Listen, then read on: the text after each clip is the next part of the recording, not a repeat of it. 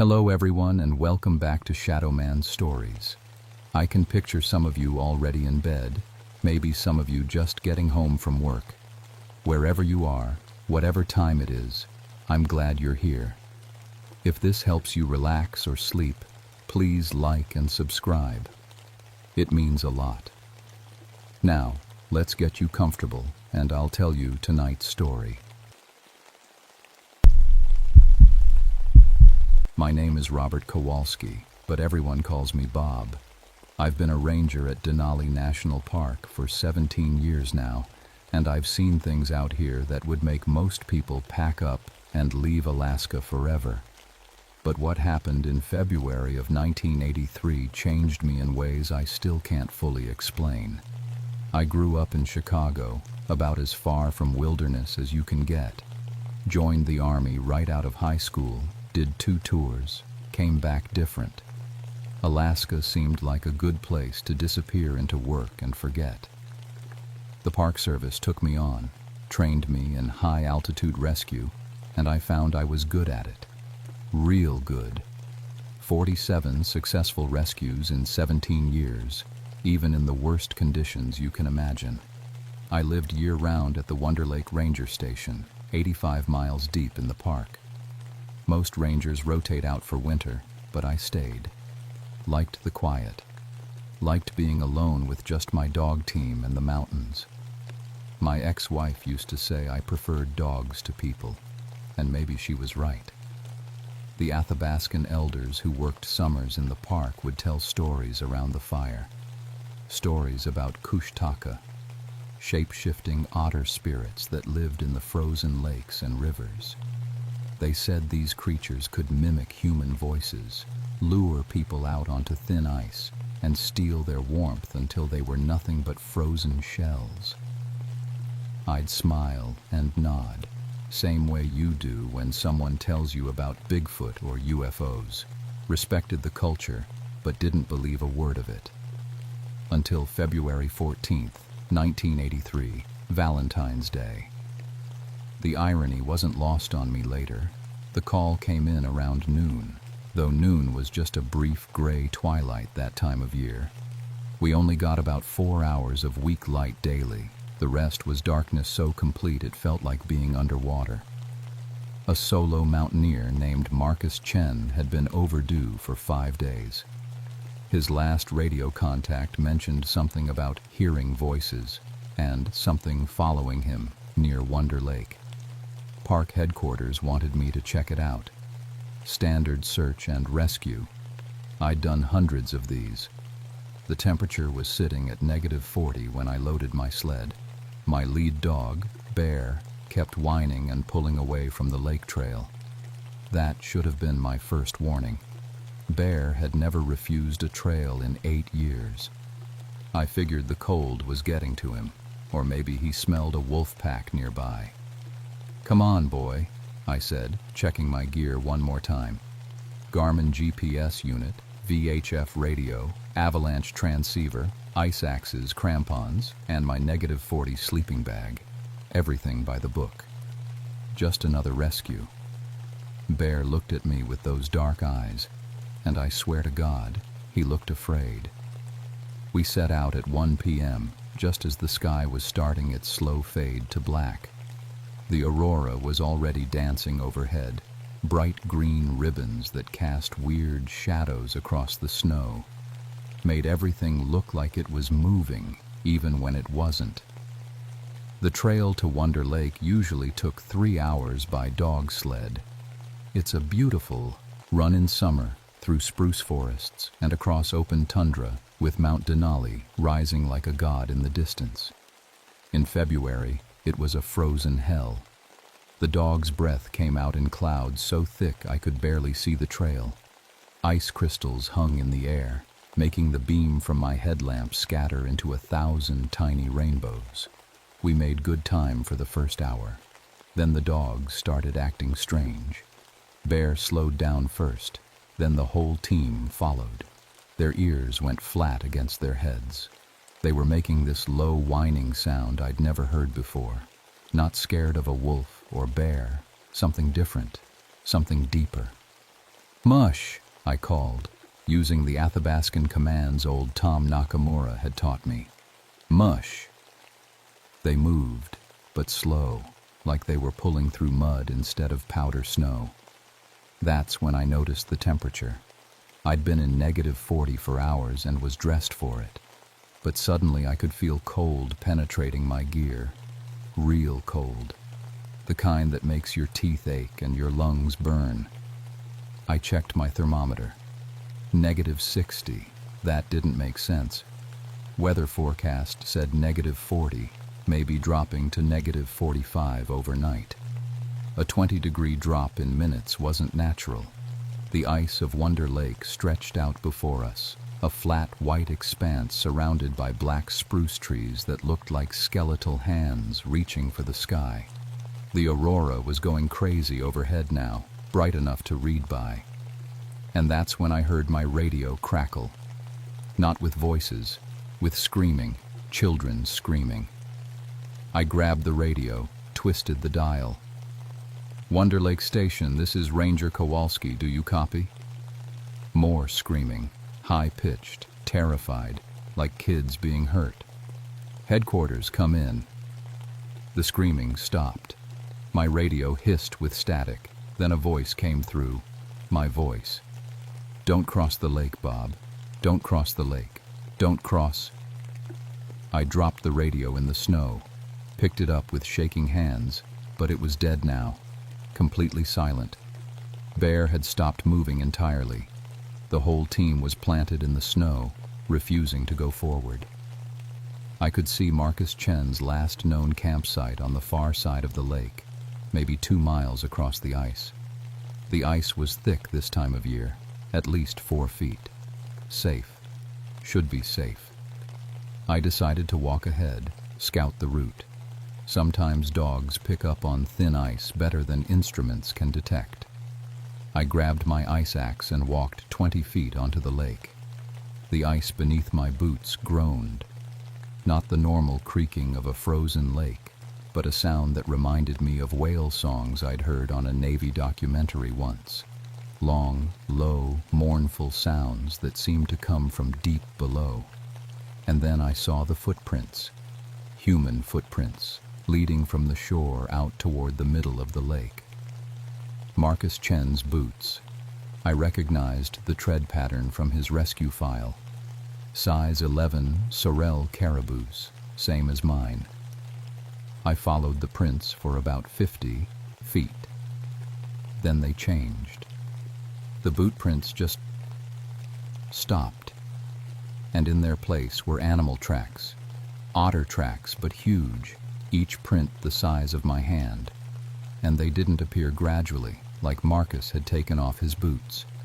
The boot prints ended mid-stride, and the otter prints began in the exact same spots, like his feet had transformed as he walked. My training kicked in.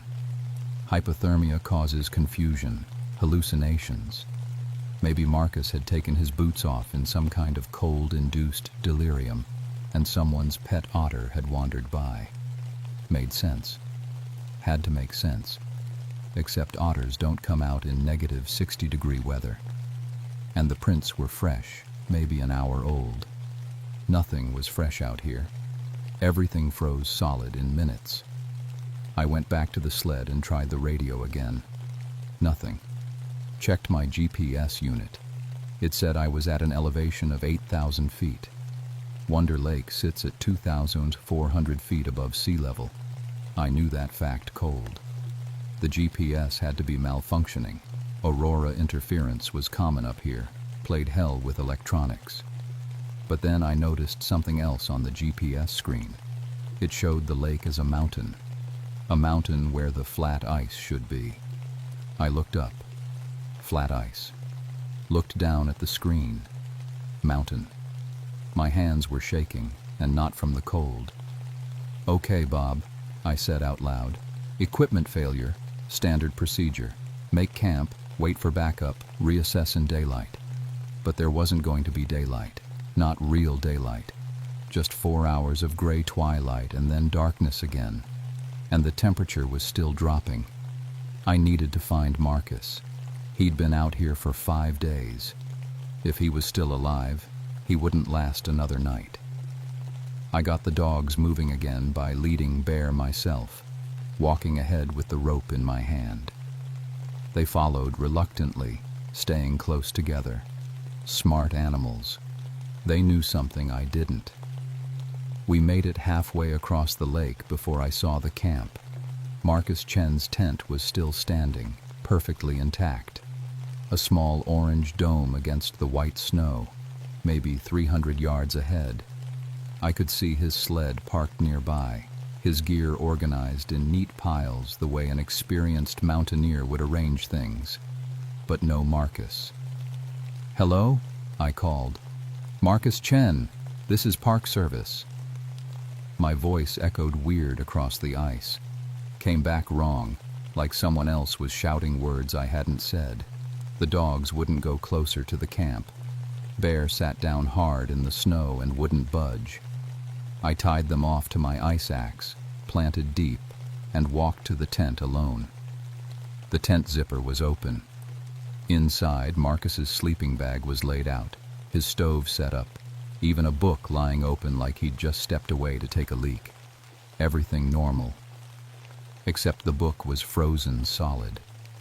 The pages were ice. And there was frost on the inside of the tent. Thick, white frost. The kind that builds up over weeks in an unheated space. But Marcus had only been gone a few hours when he'd made that last radio call. Frost like that should have taken days to form. I backed out of the tent and stood up. That's when I saw the body under the ice. 10 feet from the tent, the ice was crystal clear, smooth as glass, and beneath it, maybe 3 feet down, I could see Marcus Chen staring up at me. His eyes were wide open. His mouth was frozen in a scream, stretched so wide I could see his back teeth. His hands were pressed against the underside of the ice like he'd been trying to push through. But that wasn't the worst part. The worst part was his face. It wasn't blue or white like a drowning victim should be. It were wrong, shriveled, like something had sucked all the warmth and moisture out of him, leaving just a frozen husk. His skin looked like paper, and I could see his skull clearly underneath. I'd seen a lot of bodies in my career, climbers who fell, hikers who froze, tourists who ignored warnings. This was different. This was something else. I stumbled backward and pulled out my radio, forgetting it was dead. Shook it. Nothing. Then I heard the giggling. A child laughing, high and sweet, like a little girl playing somewhere nearby. It echoed across the frozen lake, coming from everywhere and nowhere at once. "Hello?" I called. "Is someone there? Do you need help?" The giggling stopped. In the silence that followed, I heard the ice groan again. That whale song sound, but closer now. And underneath it, something else. Breathing. Heavy, wet breathing, like something large moving just below the surface. I ran back to my dogs. Bear was going crazy, barking and lunging against the rope. The other dogs had their hackles raised, teeth bared at the ice. That's when I saw it move. Under the ice, maybe 30 feet away, something dark was swimming. Something big and fast. It passed beneath me, and I felt the ice shift, not crack, shift. Like the whole frozen surface of the lake was just a thin skin over something much deeper than I'd thought. The shape circled back, came closer, and then it stopped directly below me. Through the ice I could see it clearly now. An otter, but huge, the size of a bear. Sleek black fur rippling in water that shouldn't exist under 4 feet of solid ice. It looked up at me, and I saw its face. A human face. A child's face with dead black eyes and a mouth full of needle teeth. It smiled at me. Then it was gone, swimming away faster than anything natural could move. "Jesus Christ," I whispered. "Jesus Christ, what the hell?" My radio crackled to life. Bob. A woman's voice, familiar. Bob, can you hear me? It's Jenny. Jenny Nakamura. Another ranger, daughter of old Tom, who taught me those Athabascan commands. She was based at headquarters, but sometimes helped with backcountry rescues. Jenny, thank God. I'm at Wonder Lake. I found Marcus Chen, but I'm 15 minutes out by snowmobile, she said. Static cut through her words. Stay put. Don't move. Don't go on the ice. I'm already on the ice, Jenny. There's something. I know, she said. Her voice dropped to barely a whisper. I know what it is. My grandfather told me stories. Bob, whatever you do, don't listen to them. Don't go with them. They'll try to lure you. The radio died again. I stood there, alone on the ice with my terrified dogs and a dead man beneath my feet, and I realized how quiet it was. No wind, no sound at all except my own breathing and the rapid hammering of my heart. Then I heard my buddy Tommy's voice. Tommy Reeves, who died in my arms in a fire base in Vietnam 12 years ago. Tommy, who'd taken shrapnel meant for me and bled out while I held pressure on wounds I couldn't close. Hey, Bobby, Tommy's voice said from somewhere behind me. Long time, man. Long time. I didn't turn around. Couldn't turn around. You're not real, I said. Tommy laughed, that same easy laugh he'd had. Sure I am, Bobby. Sure I am. We're all real down here. It's warm down here, Bobby. So warm. You should come see. You're dead. So will you be soon, Tommy said, and his voice changed, went higher, became something else. So cold up there, Bobby. So cold and dark. Come down where it's warm. Come swim with us. I turned around. There were dozens of them, standing on the ice between me and the shore. Tall figures, maybe 7 feet high, with sleek black bodies like otters, but standing upright on 2 legs. Their arms were long, ending in human-like hands with webbed fingers. And their faces, God, their faces were human. Men, women, children, all with those same dead black eyes and mouths full of sharp teeth. The one in front looked like a little girl, maybe 8 years old. She smiled at me. Play with us, she said in a voice like breaking glass. We're so lonely, so cold. Come play in the warm dark. Bear was howling now, a sound of pure animal terror. The other dogs were trying to chew through their harnesses, desperate to run. I backed up slowly, ice axe in my hand like it would do any good against things that could swim through solid ice. Ranger Kowalski. Jenny's voice, real this time, from somewhere behind me. The whine of a snowmobile engine cut through the silence. The creatures turned their heads in unison, fast as snakes. The little girl thing hissed, showing rows and rows of teeth that went too far back in her mouth. Jenny's snowmobile roared across the ice, headlight cutting through the darkness. She skidded to a stop next to me, grabbed my arm. Get on, now. I didn't argue. I cut my dogs loose.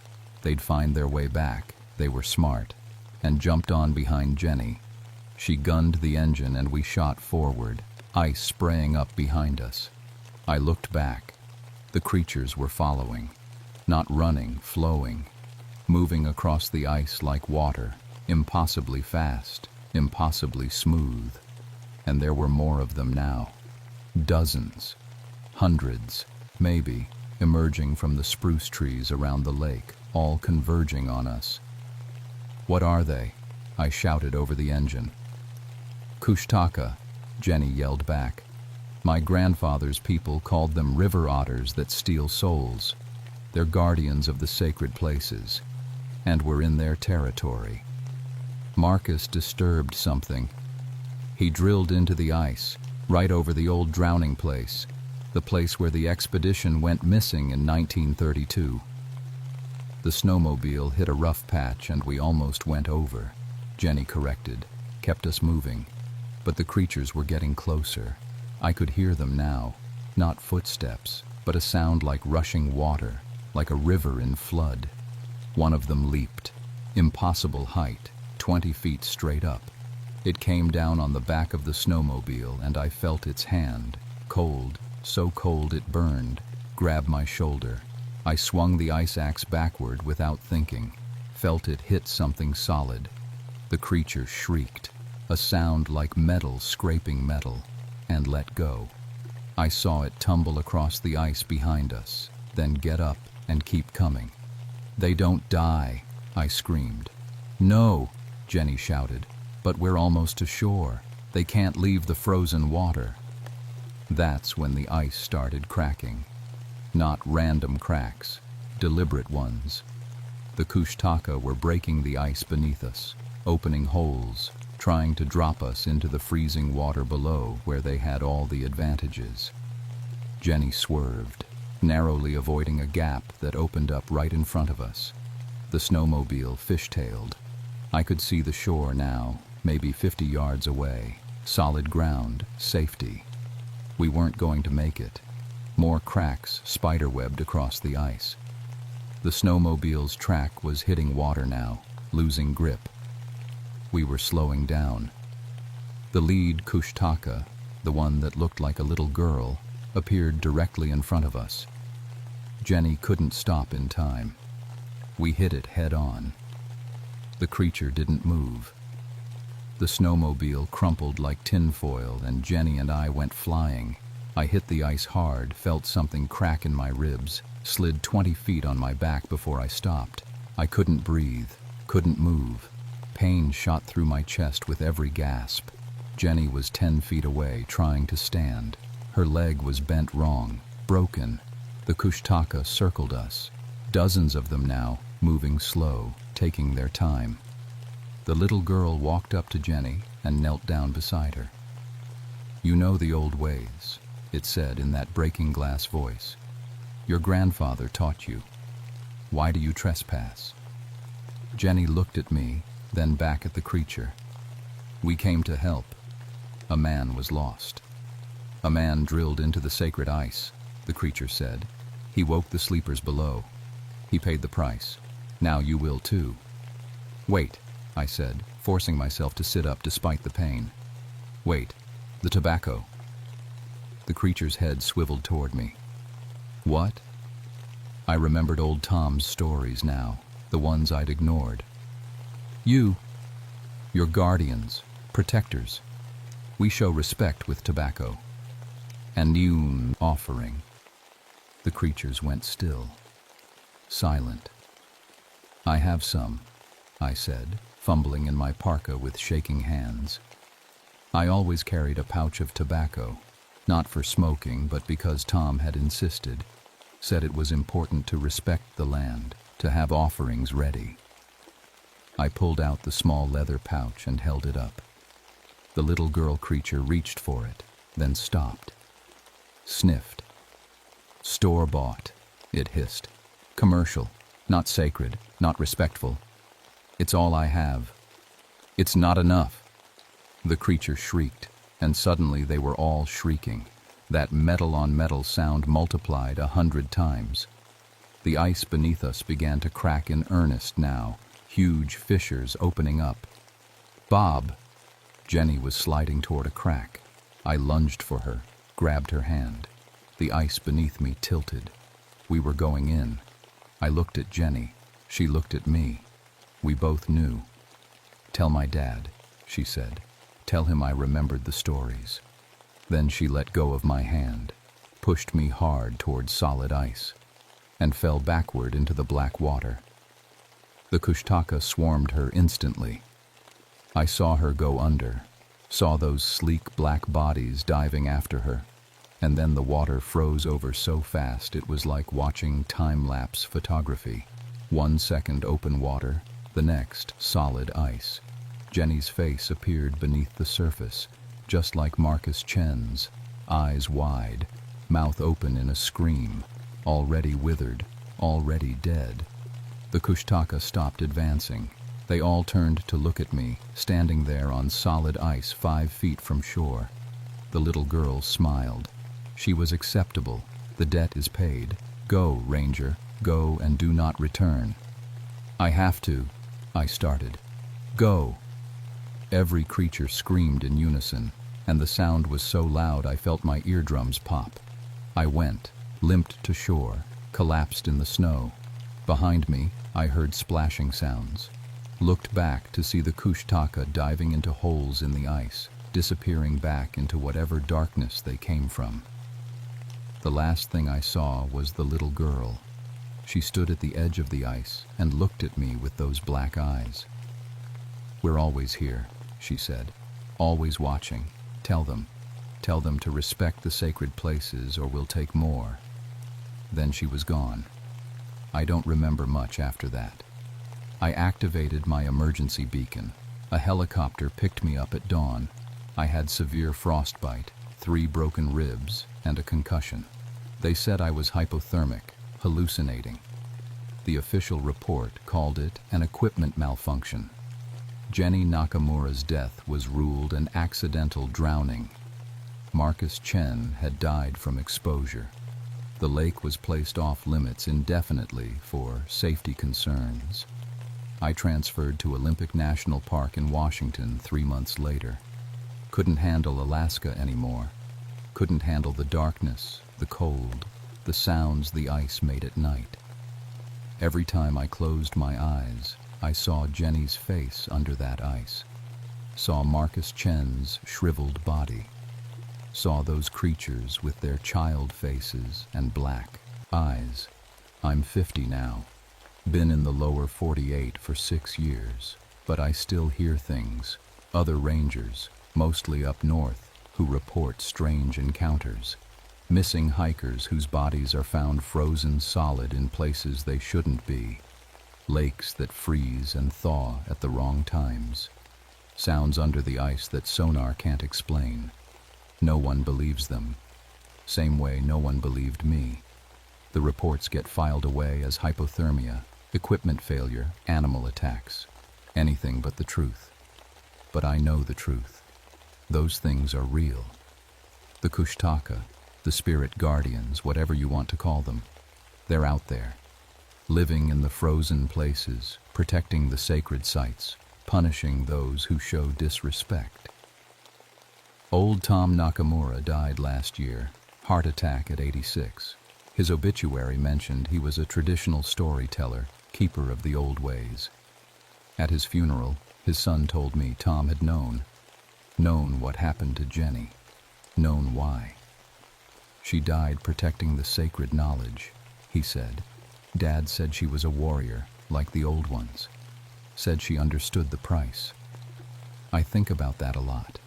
About prices, about respect, about how we move through wilderness like we own it, never thinking about what might own it first. I still carry tobacco. Real tobacco now, sacred stuff, properly blessed.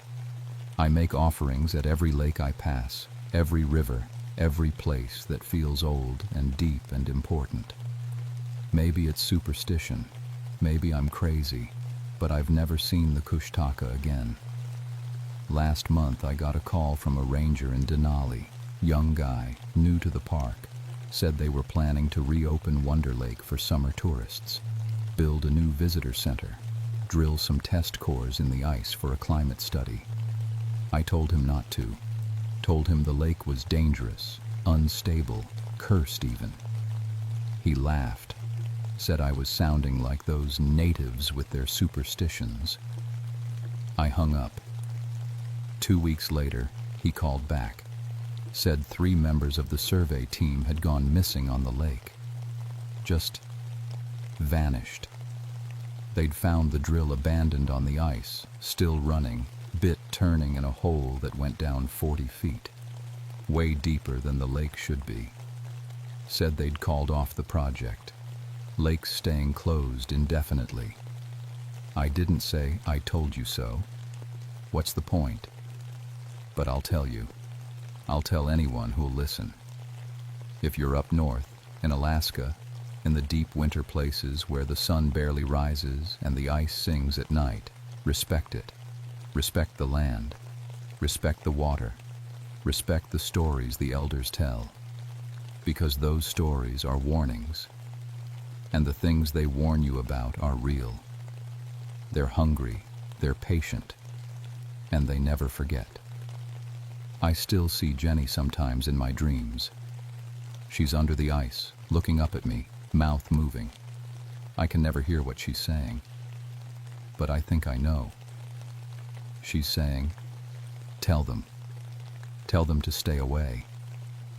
So I'm telling you, stay away from Wonder Lake. Stay away from any frozen lake where the locals say strange things happen.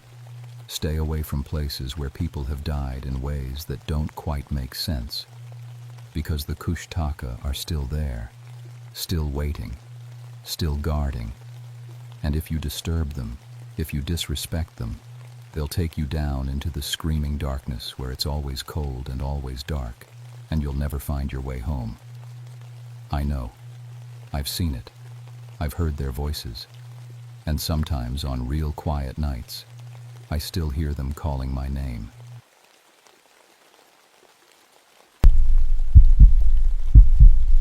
My name is Margaret O'Brien, but everyone calls me Maggie. I've been a park ranger in Alaska for 12 years now, and I've seen things out here that would make most people pack up and head back to civilization. But what happened in June of 1987 changed everything I thought I knew about the wilderness. Before I came to Alaska, I was a nurse in Boston. Good job, good money, but I made a mistake. A bad one. A patient died because I mixed up medications during a double shift. It wasn't entirely my fault. The hospital was understaffed. We were all exhausted. But that didn't matter. The guilt ate at me every single day. I couldn't look at myself in the mirror anymore. So I ran. I ran as far north as I could go, to a place where the isolation felt like punishment and redemption all at once. Gates of the Arctic National Park became my home. It's one of the most remote places in America, 200 miles north of the Arctic Circle, where the Brooks Range stretches across the horizon like broken teeth. In summer, the sun never sets. It just circles the sky, casting strange shadows that move in ways that don't make sense. In winter, darkness swallows everything for months. I learned the land. I learned basic Inupiat words from the local people who still hunt caribou the way their ancestors did. I learned how to survive in negative 40-degree weather, how to read animal tracks in the snow, how to tell when a storm was coming by the way the air tasted. I even wrote a paper on hypothermia treatment that got published in a medical journal. My supervisor said I was one of the best remote wilderness rangers they'd ever had.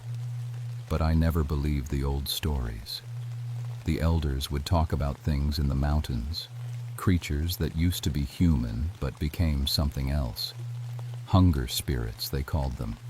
Wendigo. I thought it was just folklore, the kind of tales every culture has to explain the unexplainable. I was wrong. It started on June 18, 1987. I was at my station near Anaktuvuk Pass, filling out paperwork and listening to the radio crackle with static. Supply drop wasn't due for another 3 weeks, so I was alone except for the caribou migrating through the valley below. That's when the call came through. Ranger O'Brien, this is base. We've got a situation that needs checking out. The dispatcher's voice sounded tense, which was unusual. Not much rattled these people. Go ahead, base. We got a report from an Inupiat hunting party. They say one of their guys got sick and started attacking people, eating raw meat, acting crazy. They managed to restrain him, but now he's disappeared. Left his restraints behind somehow. They want someone to come check it out. I grabbed my notepad. Could be rabies. Where's the party located? About 40 miles northwest of your position. near the old hunting grounds where that starvation winter happened back in the 20s. Something cold touched my spine when he said that. Adur heard about the 1920s winter, an unusually harsh season when a group of hunters got trapped in the mountains. When rescuers found them months later, only 2 were alive, and the evidence suggested they'd eaten the others to survive. The Inupiat had avoided that valley ever since. "I'll head out at first light," I said. "Maggie, be careful." The elder who called it in. He sounded scared, really scared. And these people don't scare easy. I packed my gear: rifle, emergency beacon, first aid kit, satellite phone, sleeping bag, and enough food for a week. The bush plane picked me up the next morning, a tiny Cessna piloted by a guy named Jake Morrison, who'd been flying these routes for 20 years. He was probably the closest thing I had to a friend up here. "Heard you're going to check out some sick hunter," Jake said as we lifted off. "Probably just some guy who ate bad meat and went delirious." "Probably," I agreed, watching the tundra spread out below us like a rumpled green blanket dotted with lakes that glittered under the endless sun. But I kept thinking about the dispatcher's voice, the fear in it. Jake dropped me off in a valley I'd never seen before. The Inupiat hunting camp should have been right there, but as the plane's engine faded into the distance, I realized something was wrong. The camp was abandoned, not just empty, abandoned in a hurry. Tents were still standing, but supplies were scattered everywhere. A cooking pot had tipped over, its contents spilled and frozen despite the summer warmth. That shouldn't have been possible in June. "Hello?" I called out. My voice disappeared into the vast silence of the tundra. Nothing answered, not even birds. I found blood near one of the tents. Not a lot, but enough to tell me something violent had happened. The trail led toward a cluster of low hills where the permafrost had created caves in the rocky ground. I'd seen caves like that before. They stayed frozen year-round, even in summer, like natural freezers. My radio crackled with static when I tried to call base. I moved a few feet to the left, tried again. More static. That was strange. Usually I could get a signal pretty much anywhere up here with the right equipment. Then I noticed my compass spinning. The needle just whirled around and around like it couldn't find north. I tapped it, thinking maybe it was broken, but it kept spinning. "Magnetic anomaly," I muttered to myself. "There's iron deposits in these hills. Nothing supernatural about it." But my skin was crawling.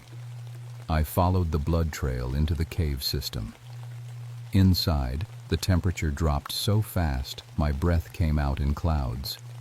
My flashlight beam cut through the darkness, revealing ice-covered walls and passages that twisted deeper into the hillside. The caves smelled wrong, not like earth and stone, but like meat that had started to rot. I found the hunting camp's supplies stacked in one of the larger chambers.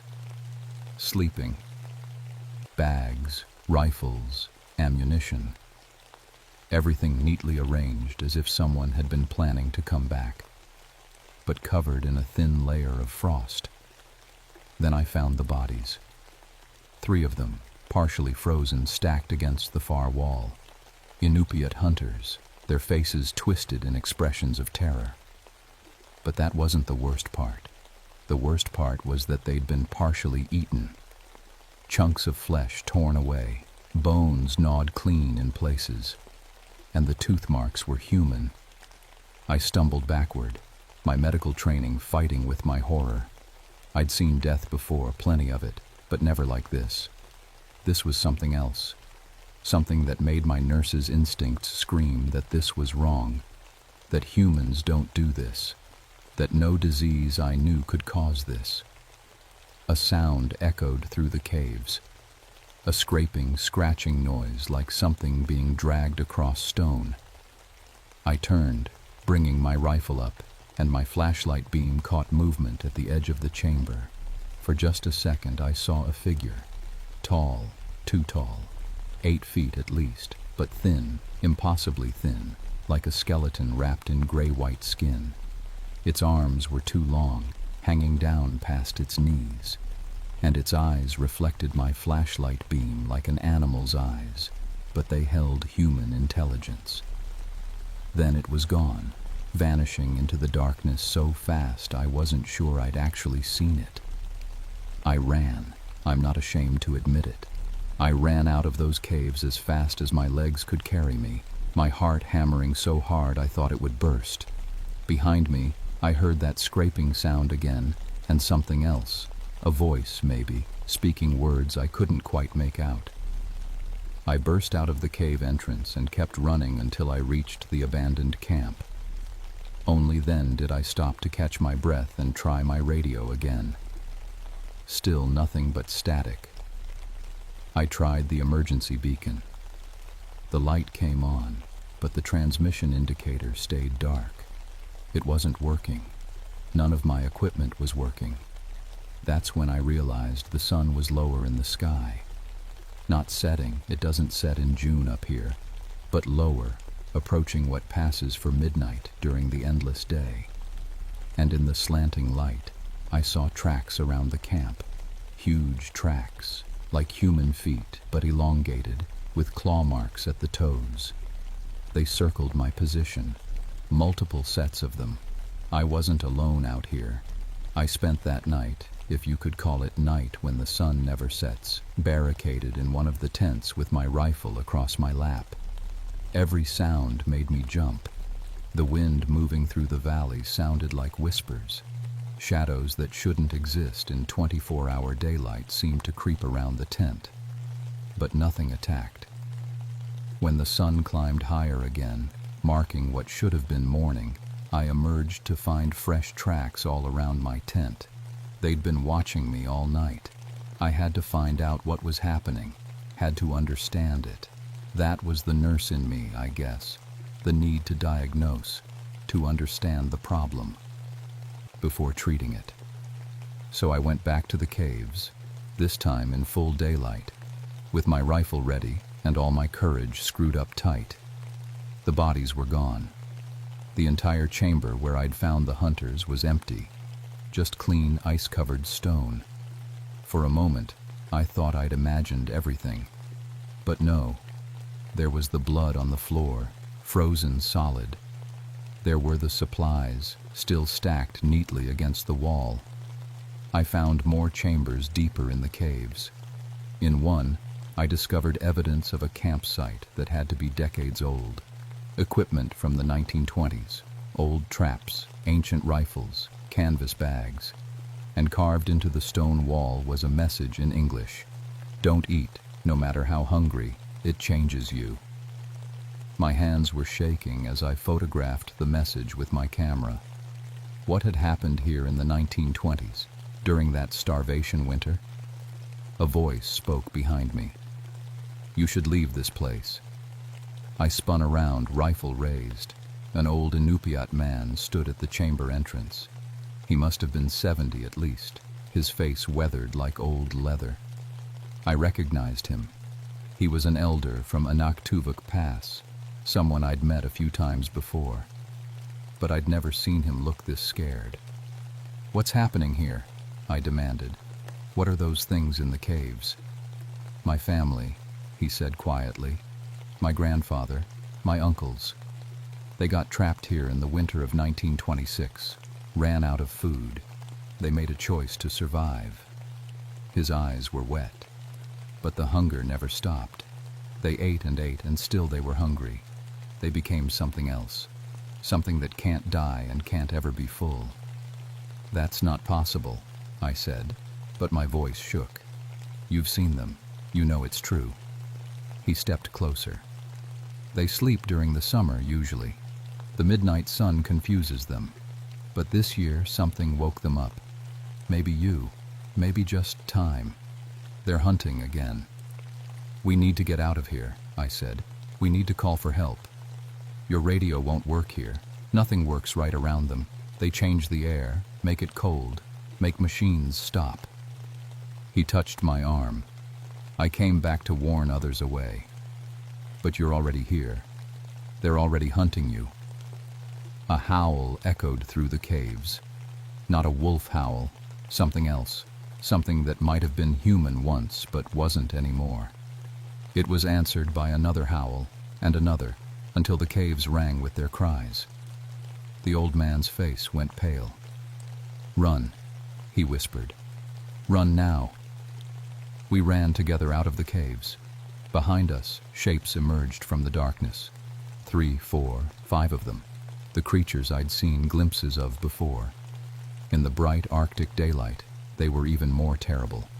Their skin was stretched tight over bones, gray-white like corpses, but they moved with horrible speed.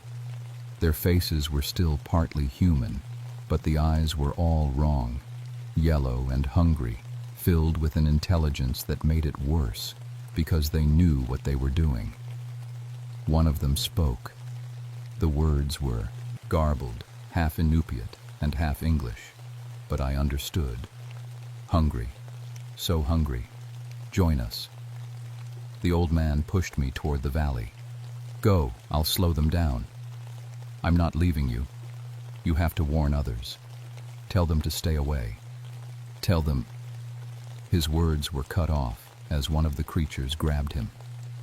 He didn't scream. Maybe he'd been ready for this for a long time. I ran. God forgive me.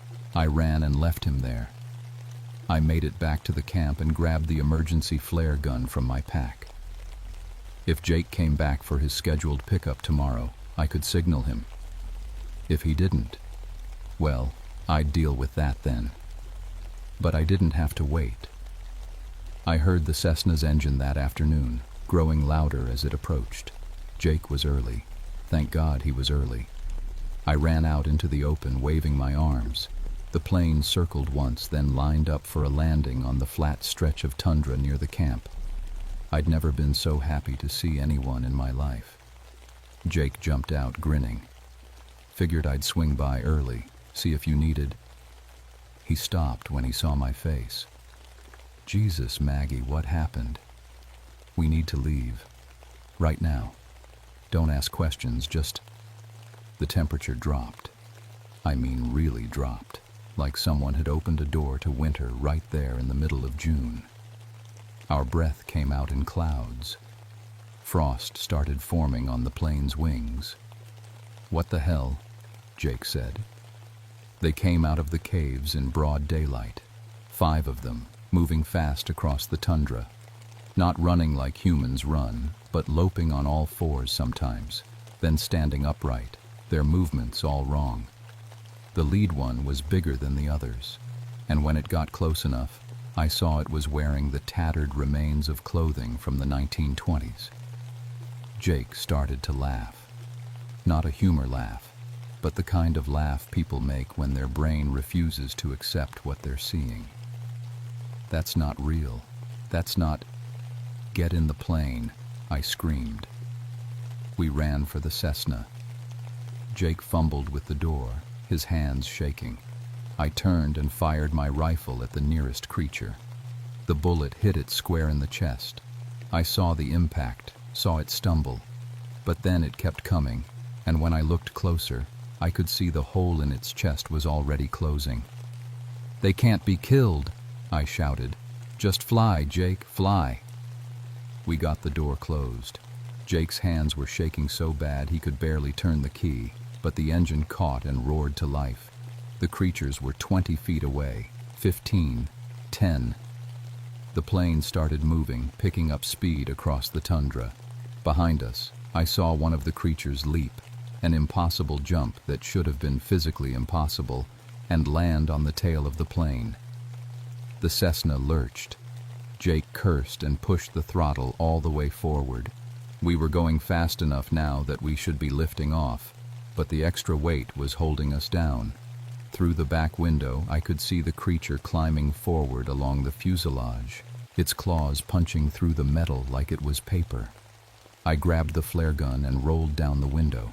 The wind hit me like a fist, but I leaned out and aimed at the creature.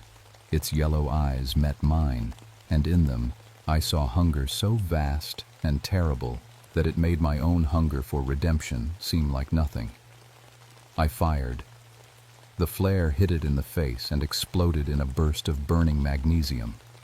The creature shrieked, the first sound of pain I'd heard from them, and fell away from the plane. Suddenly lighter, the Cessna leapt into the air. We climbed fast, leaving the valley behind. I looked back and saw all 5 creatures standing in a circle watching us go. Even from the air, I could feel their hunger reaching out. "What the fuck were those things?" Jake gasped. "Wendigo," I said. The word felt strange in my mouth. They used to be human, but they ate human flesh to survive, and it changed them, made them into something that's always hungry, no matter how much they eat. Jake was quiet for a long moment. Then he said, "I'm going to report this. We need to get the National Guard out here, the Army, whatever it takes." "They won't believe you," I said. "They'll say you were hallucinating, altitude sickness, stress, whatever. They'll explain it away. But you saw it too. You're a witness." I touched the window, watching the tundra roll by below. "Yeah, I am."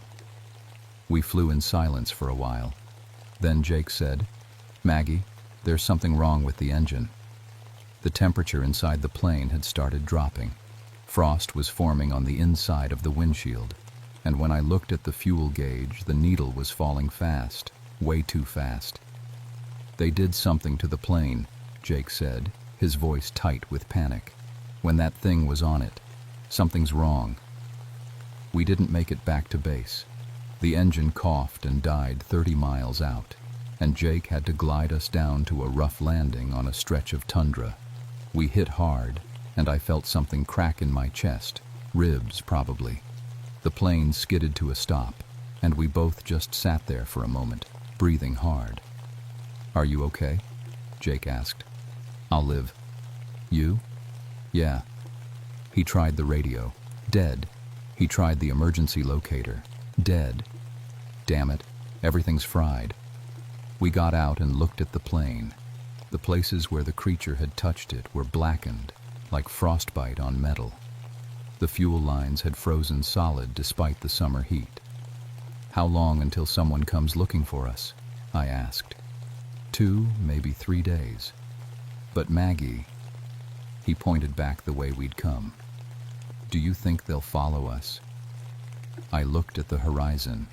The sun was making its slow circle toward midnight again, and in the distance I could swear I saw shapes moving across the tundra toward us. "Yeah," I said. "They'll follow." We survived 3 days out there. I'm not going to tell you everything that happened. Some of it I've blocked out, and some of it I just can't put into words. But I'll tell you this. Fire saved us. We built a fire using the plane's fuel and kept it burning day and night. The creatures came close, circling us like wolves, but they couldn't stand the heat. Fire was the one thing they still feared. Jake didn't make it. On the second night, he went to get more fuel from the plane, and one of them got him. I found his body the next morning, hung from a small cliff face like some kind of offering. Most of his organs were gone. I don't remember much after that. The rescue team said they found me sitting by the fire, staring at nothing, mumbling about hunger. They thought I'd gone crazy from stress and dehydration. The official report says I had altitude sickness and hallucinations brought on by exposure. They classified the valley where it all happened as hazardous due to unstable permafrost conditions. Nobody goes there anymore. The Inupiat still avoid it like they always have, but now they tell new stories. Stories about the summer hunger, about things that hunt even in the endless daylight. I transferred out of Alaska 3 months later. I couldn't stay. Every time the sun stayed up late in the evening, I'd start to panic. remembering how it never set, how there was nowhere to hide. I had nightmares about yellow eyes and that terrible, endless hunger. I went back to Boston, got a job at a hospital again, started seeing a therapist. She's helped me work through the trauma of what happened to Jake, though I've never told her the real story. How could I? She'd think I was crazy. But sometimes, late at night, I research cases. Disappearances in Alaska and northern Canada. Unexplained deaths where the bodies were partially eaten but no animal tracks were found. There's more of them every year. I don't know if it's climate change waking up things that should stay frozen, or if they're spreading, or if I'm just noticing patterns that aren't really there. I keep a file with newspaper clippings and reports. Maybe someday I'll show it to someone who might believe me. Maybe not. What I know for sure is this: the wilderness is bigger than us, older than us, and filled with things we don't understand. The Inupiat elders knew that. They had stories to warn people, rules to keep them safe. But we don't listen to those stories anymore. We think we're too smart, too modern to believe in monsters. I believed that too, once. Then I saw what hunger can do when it never stops, when it becomes the only thing a creature knows. I still believe in science, in rational explanations for things. But I also believe there are spaces where the old rules don't apply. Places where eating human flesh doesn't just break a taboo. It breaks something in you, changes you into something that shouldn't exist. If you ever go to the Arctic, respect the old stories. If the Inupiat tell you a place is dangerous, believe them. If you hear about hunters who went missing, don't go looking for them. And whatever you do, no matter how hungry you get, no matter how desperate, don't eat what you shouldn't eat. Some hungers can never be satisfied. Some changes can never be undone. My name is Margaret O'Brien. I was a park ranger for 12 years, and I saw the things we're not supposed to see, the things that live in the spaces between science and story. They're still up there, still hungry, still waiting. And when I close my eyes, sometimes I can still see those yellow eyes watching me from across the tundra, wondering when I'll come back. My name is David Thornfield, and I've spent 15 years studying glaciers in Alaska.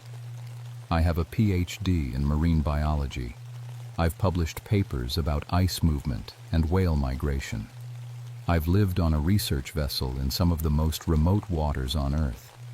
And I'm telling you right now, I never believed in ghosts or spirits or anything like that. Not until August 1991. People think being a park ranger in Glacier Bay is romantic. They picture me watching whales and taking pretty pictures of ice. The reality is different. It's equipment maintenance and water samples and trying to keep your fingers from freezing off. It's living alone on a 40-foot boat for months at a time, eating freeze-dried food and talking to yourself because there's nobody else around. I love it though. Always have. The Muir Inlet is my home territory. It's about 50 miles from the nearest town, and you can only reach it by boat or float plane. The glaciers here are different from most places. They're actually advancing instead of retreating, moving forward into the sea. Sometimes you can watch ice cliffs the size of buildings break off and crash into the water. The sound is like thunder. The Tlingit people have stories about this place. Old stories. They say the glaciers are alive. They say spirits live in the ice and you shouldn't disturb them. I always smiled and nodded when the elders talked about it, respected their culture, but I didn't believe it. That changed on August 15th. It was peak cruise season, 18 hours of daylight up here in summer. A cruise ship had anchored in the inlet that morning, and around noon, I got a radio call from the captain. He sounded nervous. "Ranger Thornfield, we've got some passengers reporting. Well, they say they saw people walking on the glacier face." I grabbed my binoculars. "Walking on the glacier? You mean climbers?" "No, sir. They say these people were walking on the vertical ice, like they were defying gravity." I knew what it was immediately. Optical illusion. The glacier face is so massive that it plays tricks on your eyes. Chunks of ice falling can look like movement. The light up here does strange things. "I'll check it out," I told him. I took my boat closer to the glacier. It was a beautiful day. Clear sky, calm water, the ice glowing blue-white in the sun. I raised my binoculars and scanned the glacier face. At first I saw nothing unusual, just ice, cracks and crevasses, the normal texture of a tidewater glacier. Then I saw the patterns, geometric shapes carved into the ice, perfect circles, straight lines, arrangements that couldn't be natural. I'd been studying this glacier for 5 years. These formations hadn't been there yesterday. I felt a small knot form in my stomach. I dropped my binoculars and grabbed my underwater camera. Sometimes you can see more of a glacier's structure from below the waterline. I lowered the camera over the side on its tether and watched the monitor. The underwater footage showed the glacier's submerged face disappearing into darkness. The water here is 600 feet deep. And then I saw something that made my hands go cold. Shadows, moving beneath the ice shelf. Not fish, not whales. These moved wrong. They were too large, too deliberate. They seemed to be walking along the underside of the ice. I pulled the camera up quickly. My hands were shaking a little. The rational part of my brain was already working on explanations. Debris in the water, equipment malfunction. But the knot in my stomach got tighter. My compass started spinning, just slowly at first, then faster. The needle swung in circles, refusing to point north.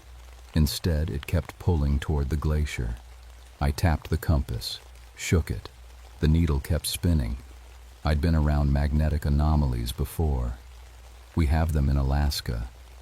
But this felt different. The temperature dropped. I mean, really dropped.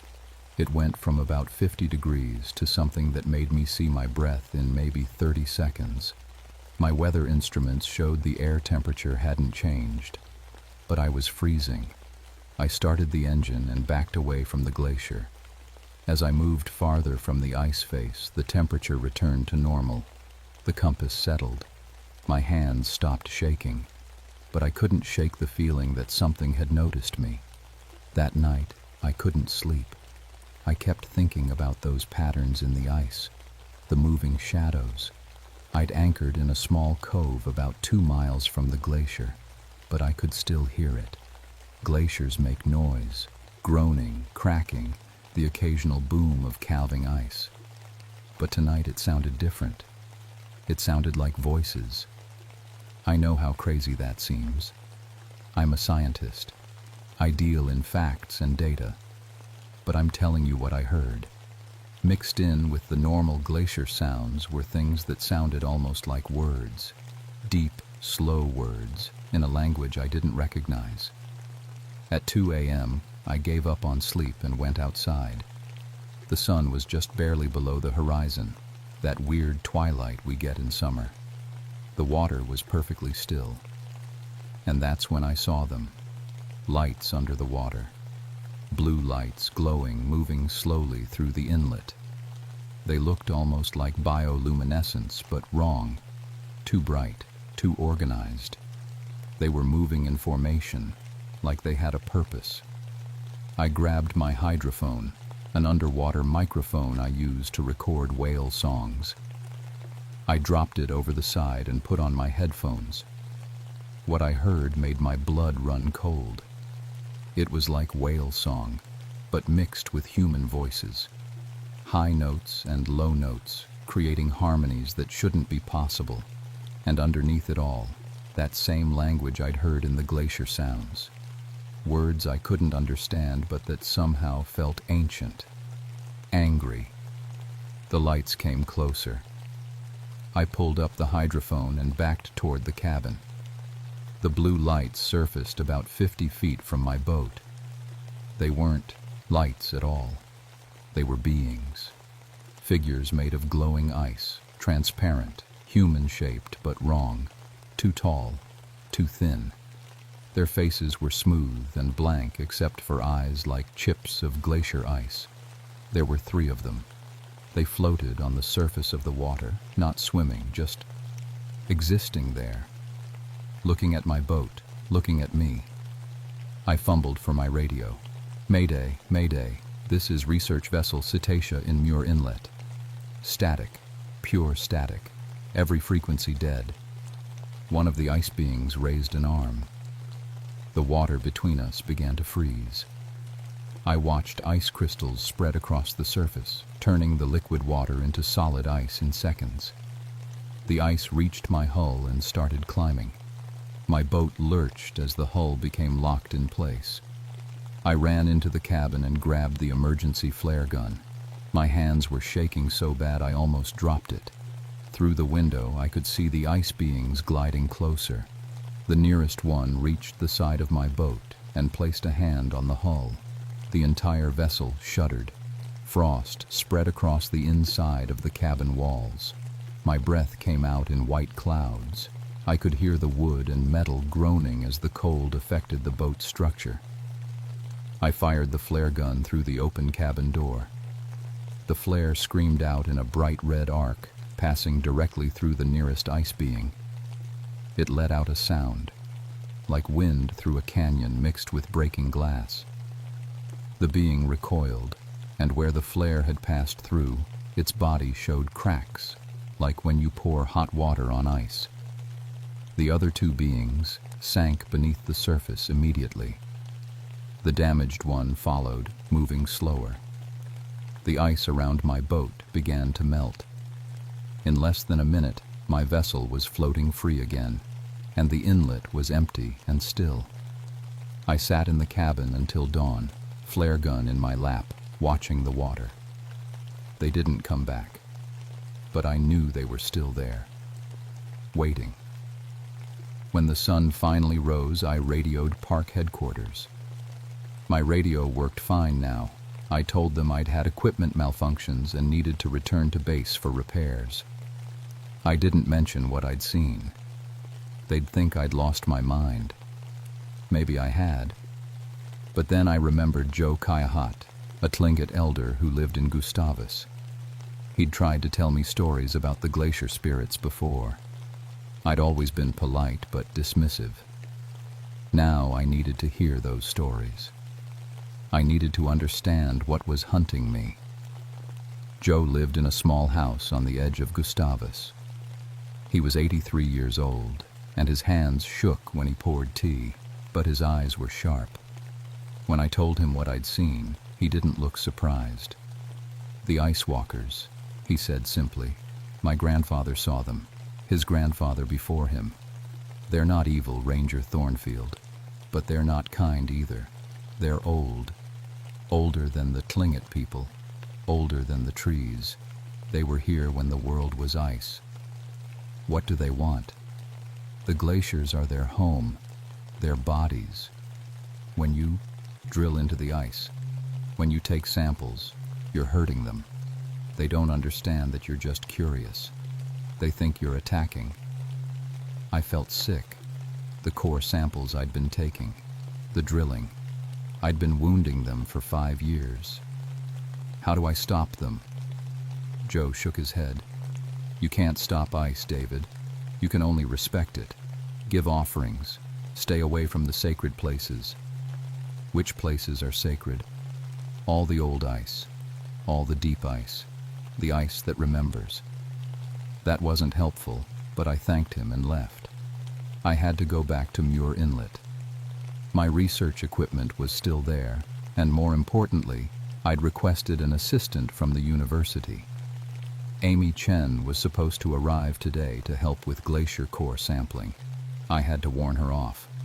I got back to my boat around 2 p.m. and immediately tried to radio Amy. No response. She might already be on the float plane. I had maybe an hour before she arrived. The glacier looked different. Even from 2 miles away, I could see it.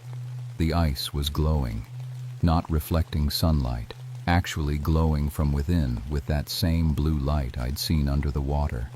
And the glacier was bigger. It had advanced at least 50 feet toward the water since yesterday. Glaciers don't move 50 feet in a day.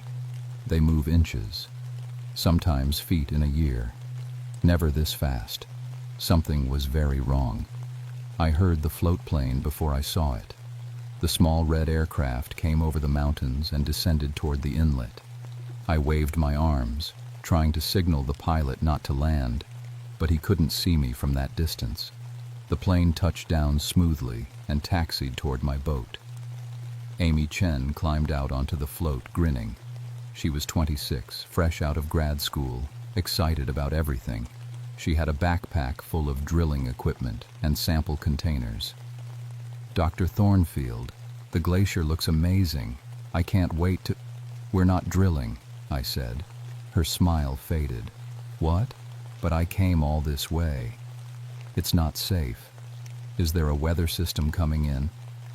I couldn't explain, not quickly enough, and I could see in her eyes that she thought I was being an overprotective old mentor. She'd come 1,000 miles to do field work. She wasn't going to leave without drilling some cores. "One sample," she said. "Just one, from the edge. Then we can go if you're that worried." I should have said no. I should have thrown her back on the float plane. But I was a scientist, too, and part of me wanted to know what was inside that glowing ice. We took my boat to the glacier's edge. The ice face towered above us, 300 feet of blue-white wall. Up close, the glow was obvious. Light pulsing slowly through the ice, like a heartbeat. Amy set up the drill on a low shelf where the glacier met the water. The drill bit into the ice with a high-pitched whine. Ice chips flew. She was about 6 inches deep when the drill hit something hard. Not rock, not frozen. Sediment. Something else. The drill screamed and jumped in her hands. She pulled it out, and we both stared at the hole. There was something dark inside, something that looked like it was moving. The glacier groaned. The sound was so deep and loud that I felt it in my chest. The ice shelf where Amy was standing shifted. She stumbled, caught herself, but the drill fell into the water. And then the ice opened. Not a crack, not a crevasse. It opened like a door. A perfectly rectangular opening appeared in the glacier face, and blue light poured out. Amy screamed. Inside the opening I could see a chamber, a room carved from solid ice. And inside that room were dozens of the ice walkers, hundreds maybe, standing motionless, their blank faces all turned toward us. One of them moved forward. It was taller than the others, maybe 9 feet, and its ice body was carved with the same geometric patterns I'd seen on the glacier face. It stepped out of the glacier and onto the ice shelf. Amy tried to back away and fell through. The ice beneath her gave way like tissue paper, and she plunged into the 40-degree water. I grabbed a rescue line and threw it to her. She caught it, and I pulled her toward the boat. But the ice walker was faster. It dove into the water and came up beneath Amy. I saw her eyes go wide. She stopped moving, stopped struggling. The water around her began to freeze. Ice crystals spread across her skin. Her lips turned blue. "Amy!" I screamed. She looked at me, and her eyes were different, distant, seeing something I couldn't see. "David," she whispered, "they're beautiful. There's a city made of ice. It goes down forever. It's—" The ice walker pulled her under. I dove in without thinking. The cold hit me like a fist. I could barely see in the dark water, but I saw blue light below. I swam down, lungs already burning, and saw Amy suspended in the water. The ice walker held her gently, almost tenderly, and was showing her something I couldn't see. I grabbed her arm and pulled.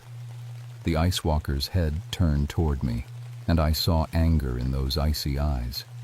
It reached for me with one hand, and I felt the cold.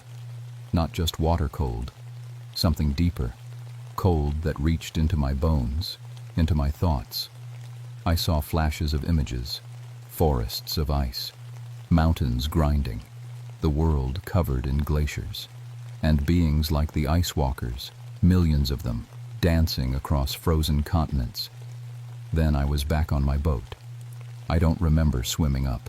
I was just there, coughing up water, shaking violently. Amy lay beside me, unconscious but breathing. Her skin was pale as snow, and there were patterns of frost on her face and hands. The ice walker surfaced next to the boat and looked at us. It didn't attack. It just looked. Then it spoke. The voice came from everywhere and nowhere. From the ice, from the water, from the air itself. Words in that ancient language, but somehow I understood the meaning. You have disturbed the dreaming. You will pay the price. Then it sank back into the depths, and we were alone. Amy didn't wake up for 3 hours. When she finally opened her eyes, they were different. The brown had faded to a pale gray, like ice that's been frozen for centuries. She sat up slowly, moving like someone in a dream. I saw their history, she whispered. David, they're not spirits. They're people, ancient people, from before the Ice Age. That's impossible. They found a way to survive. When the glaciers came, when the world froze, they transformed themselves, became part of the ice. They've been waiting, dreaming in the glaciers for thousands of years. And now we're drilling into them. We're waking them up. Her hands were still covered in frost patterns. When she touched the boat's railing, ice spread from her fingers. Amy, we need to get you to a hospital. I don't think a hospital can help me. She looked at her hands, watching the ice spread. I can feel it, David, the cold. It's inside me now. It's changing me. The radio crackled to life, static, and then that voice again. The ancient language, but now I could understand it clearly. Return what you have taken. Return to the ice, or we will take everything. I looked out at the glacier. It was advancing, fast. I could actually see it moving, grinding forward into the inlet, pushing a wall of ice and water ahead of it. At this rate, it would reach us in minutes. They want me, Amy said. I've seen their city. I've touched their world. They think I'm one of them now. You're not. You're human. We'll fight this. With what? Flares? She laughed, a hollow sound. They're glaciers, David. They're mountains of ice. They're time itself, frozen and patient. You can't fight time. But I had to try. I started the engine and turned the boat toward open water. If we could get past the advancing glacier, get out of the inlet. The water froze in front of us. Solid ice spread across the surface faster than I could drive. Within seconds, we were surrounded by a circular wall of ice 50 feet high, trapped. The glacier continued advancing from behind, slowly crushing our space smaller. Ice walkers rose from the water all around us. Dozens of them, hundreds. They stood on the ice, silent and still, watching us with those empty eyes. The leader emerged from the glacier itself, walking through solid ice like it was air. It approached the boat, and I could feel the temperature dropping with each step it took. Stay back. I grabbed the flare gun. Fire cannot stop ice. Fire only delays. What do you want? We want what was taken. We want silence. We want to dream. We'll leave. We'll never come back. The ice walker shook its head slowly. The movement looked wrong, like a puppet on strings. Too late. The dreaming is broken. The ice is awake. The world will remember cold. Amy stood up. She moved past me before I could stop her. She walked to the edge of the boat and looked at the ice walker. The frost patterns on her skin glowed with the same blue light. "I'll go with you," she said. "Amy, no." She turned to me, and there were tears on her face. They froze before they could fall. "I can feel it, David. I'm already halfway gone. The cold is comfortable now. I can hear them singing. I understand the songs. We'll find a way to reverse it. There's no reversing this." She smiled sadly. "But maybe I can slow them down. If I go willingly, if I join them, maybe they'll let you go. Maybe they'll go back to sleep." The ice walker reached out a hand. Amy took it. I lunged forward, but Joe's words echoed in my head. "You can't stop ice. You can only respect it." Amy stepped off the boat and onto the ice. As soon as her feet touched the frozen surface, she began to change. Her skin turned translucent. Her body became pale and glowing. She looked back at me one last time, and her eyes were solid ice. "Tell them I drowned," she said. "Tell them it was an accident. Don't let my parents know what I became." Then she walked toward the glacier, and the ice walkers followed her. They moved as one, a procession of frozen beings returning to their home. The leader was last. It looked at me and spoke one final time. "Respect the ice. Speak no more of us. Dream of us. And die." The ice wall began to melt. The glacier stopped advancing. Within minutes, the inlet was clear water again, and my boat was free. I started the engine with numb hands and headed for open water. I didn't look back. The official report said Amy Chen drowned during a research accident. Equipment failure, hypothermia, body loss to the glacier. The Park Service sent their condolences to her parents. They gave me 2 weeks of paid leave for trauma counseling. I never went back to Muir Inlet. I requested a transfer to a warmer climate. They sent me to the Everglades. It's good here, warm, no ice, but I can't shake the cold. Even on 90-degree days, I wear a jacket. My hands are always cold. Sometimes I see frost on my breath, even though my thermometer says it's hot. The dreams are worse. I dream of the ice city Amy saw. I dream of glaciers advancing, covering the world, returning everything to the way it was before humans. I dream of the ice walkers dancing across frozen continents, singing their ancient songs. I wake up shaking, and there's ice on my windows. Even in Florida. Joe Kyahat died 3 months after I left Alaska. Heart attack, they said, but his granddaughter told me he'd been performing ceremonies at the glacier. Old ceremonies. Offerings to keep the ice walkers quiet. The Tlingit people have increased their spiritual work around the glaciers. They've asked the Park Service to restrict tourism in certain areas. The Park Service refused. Last month, a cruise ship disappeared in Glacier Bay, just vanished. They found it 3 days later, locked in ice that shouldn't have been there. All 247 passengers and crew were gone. No bodies, no signs of struggle. Just empty cabins and frozen corridors. The official report blamed a freak weather event. But I know better. The ice walkers are awake now. The dreaming is broken. And glaciers all across Alaska are advancing, moving forward instead of retreating, despite climate change, despite warming temperatures, moving with purpose. I get emails sometimes from other rangers, other researchers.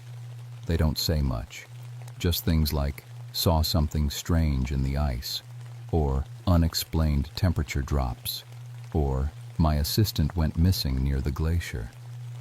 I delete them without responding, because I know the truth, and the truth is terrible. We woke something that was supposed to sleep forever. We drilled into dreams and paid the price. Amy paid the price, and I think it's just beginning. Sometimes, late at night, I stand outside and look north, toward Alaska, toward the glaciers, and I can hear them, even from thousands of miles away. The singing, the ancient language, the sound of ice dreaming of a frozen world. The ice walkers are patient. They have all the time in the world. They've been waiting for thousands of years. They can wait a little longer, but they're awake now, and ice always remembers. If you're planning to visit Alaska, be careful around the glaciers. Don't drill into the ice. Don't take samples. Don't disturb the deep places where ancient things sleep. Some doors should stay closed. Some dreams should never be awakened. I learned that the hard way.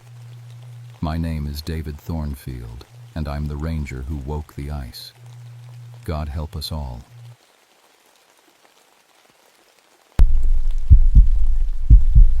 My name is Samuel Ironcloud, but everyone calls me Sam.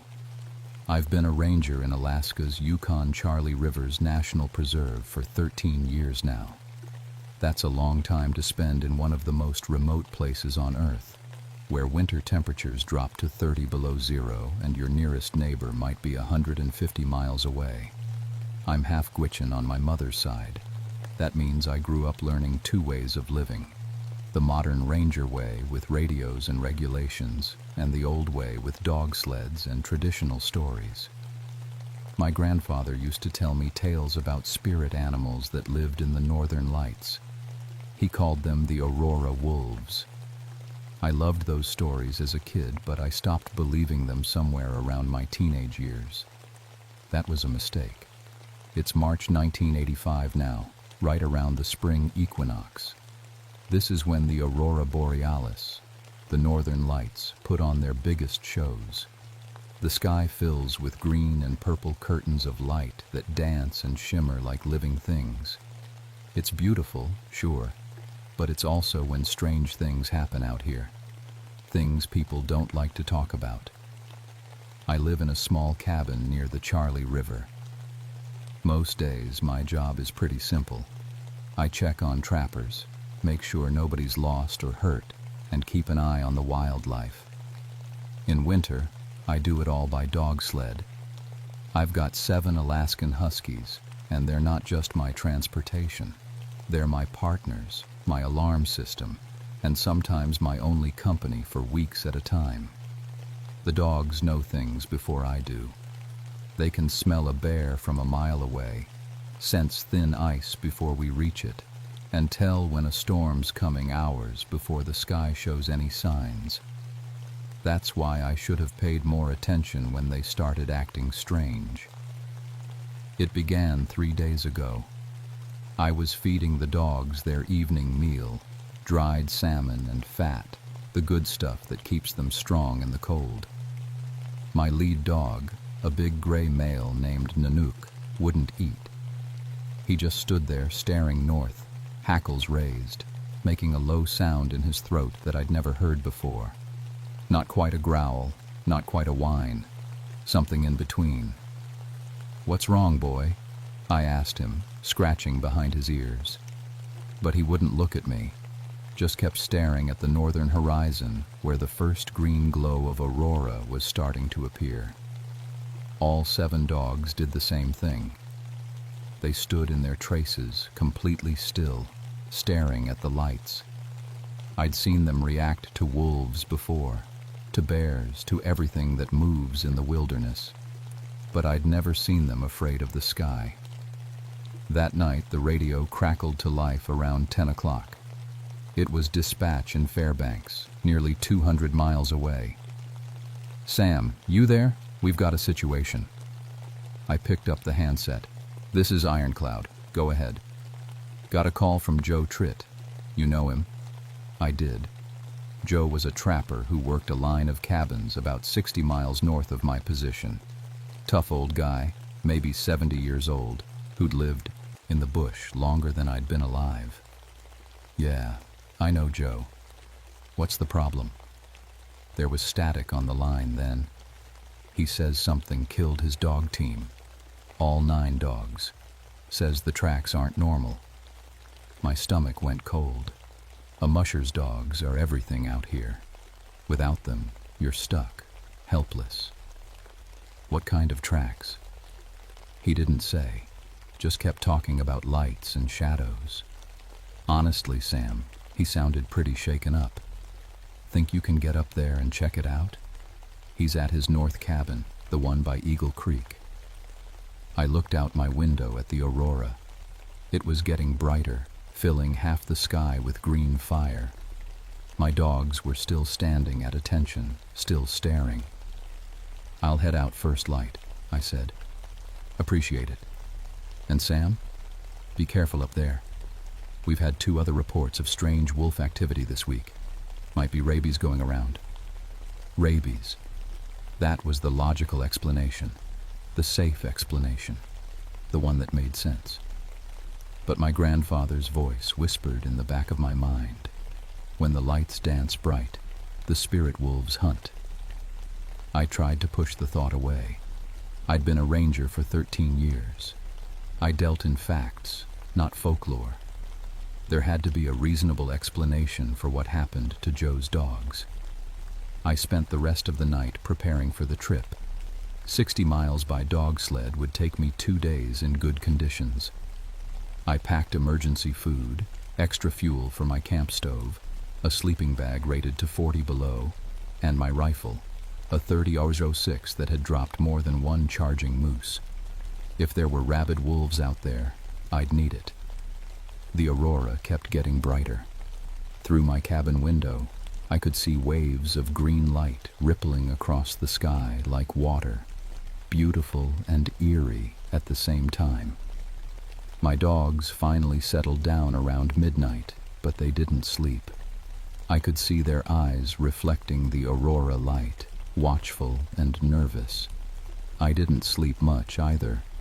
Dawn came late this far north in March, almost 9 in the morning before the sky turned from black to gray. I harnessed up the team by headlamp, speaking to them in Gwich'in like my grandfather taught me. Masi, good dogs, we've got work to do. They were nervous in the harness, dancing and whining, but they trusted me. That's the thing about sled dogs. They'll follow you into anything if you've earned their loyalty. The trail north followed the frozen Charlie River for the first 20 miles, then cut overland through spruce forest and across ridges. It was hard country, the kind that doesn't forgive mistakes. Temperature was 20 below, cold enough that my breath froze in my beard and the sled runners squeaked against the snow. Everything seemed normal for the first few hours. The dogs settled into their rhythm, pulling steady and strong. I stood on the back of the sled, 1 foot on each runner, calling out commands when we needed to turn. The wilderness was silent except for the whisper of the sled and the panting of the dogs. We stopped at noon to rest and eat. I gave the dogs dried fish and checked their feet for ice buildup. That's when Nanook started acting strange again. He lifted his head and stared into the forest, ears forward, whole body tense. I followed his gaze but saw nothing, just snow and trees and shadows. "What is it?" I asked him. He whined, a high nervous sound, and the other dogs picked it up. Within seconds, the whole team was agitated. Then I saw the tracks. They crossed our trail about 50 yards ahead, coming from the west and heading east. Wolf tracks, definitely, but wrong, all wrong. I walked over to examine them, my rifle in my hands. The tracks were huge, easily 6 inches across, bigger than any wolf I'd ever seen. But that wasn't the strangest part. Around each track, the snow had a faint green tinge to it, like someone had spilled phosphorescent paint. I knelt down and touched the snow near one of the prints. It was colder than the surrounding snow, much colder. My glove stuck to it for a second when I pulled my hand back. "What the hell?" I muttered. There had to be an explanation. Maybe some kind of fungus that glowed in the dark? I'd heard of mushrooms that did that. Or maybe mineral deposits in the wolf's paws. That didn't make sense, but neither did anything else. I followed the tracks for 100 yards. They were spaced far apart, like the animal had been running at full speed. And they were fresh, made within the last few hours. That's when I noticed something that made my blood run cold. The tracks didn't follow the natural lay of the land. Normal wolves follow valleys and ridges, taking the path of least resistance. These tracks went straight, ignoring terrain completely. Up and over a steep ridge, straight through thick brush, cutting a perfectly straight line toward the northeast, toward Joe Tritt's cabin. I hurried back to my team. "Hike! Hike!" I called, urging them forward. They needed no encouragement. They were eager to get away from those tracks. We made good time for the rest of the afternoon, covering another 15 miles. But as the sun started to set and the sky darkened, I began to feel watched. It's a sensation every person who spends time in the wilderness knows. That prickling on the back of your neck that says you're not alone. I kept looking over my shoulder, scanning the tree line. Nothing, just shadows and snow. We stopped for the night in a small clearing. I built a fire and set up my tent, then fed the dogs and tied them on their picket line. They stayed close together, which wasn't normal. Usually they spread out as far as their chains would let them, claiming their own space. Tonight they huddled in a tight group. Darkness fell quickly. The aurora started around 8 o'clock, just a faint green glow on the northern horizon. Within an hour, it had spread across the entire sky, sheets and curtains of green light, rippling and flowing like slow-motion water. It was the brightest display I'd seen in years. The dogs started whining. I stepped out of my tent, rifle in hand. "Easy, easy," I called to them. But they weren't looking at me. They were staring past me, into the forest. I turned slowly.